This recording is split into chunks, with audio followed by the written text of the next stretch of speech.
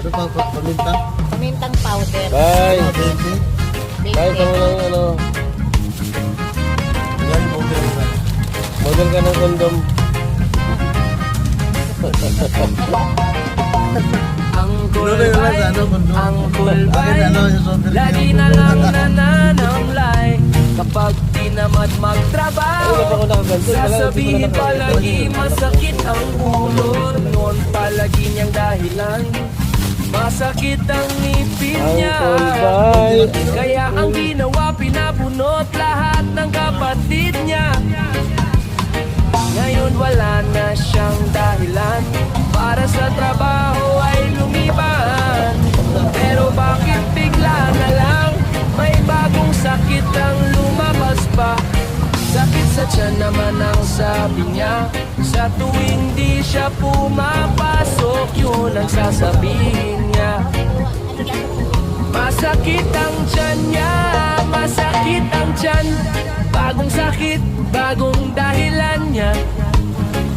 Panibagong sakit, siyang kulbay talaga. Ang kulbay, lagi na lang nananay.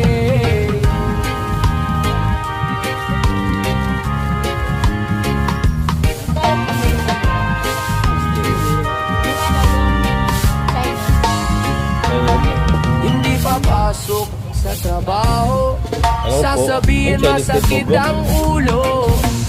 Ang kulbay, talaga Chinese food po. nga naman.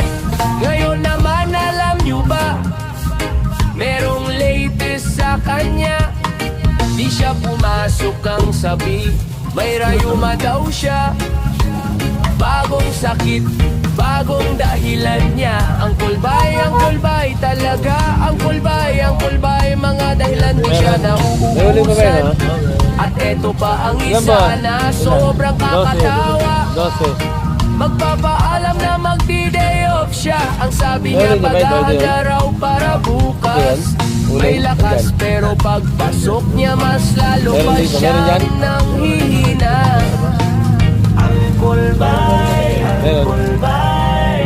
ikaw talaga. Huwag kayong magkakamaling, siyang kulbay ay paringgan.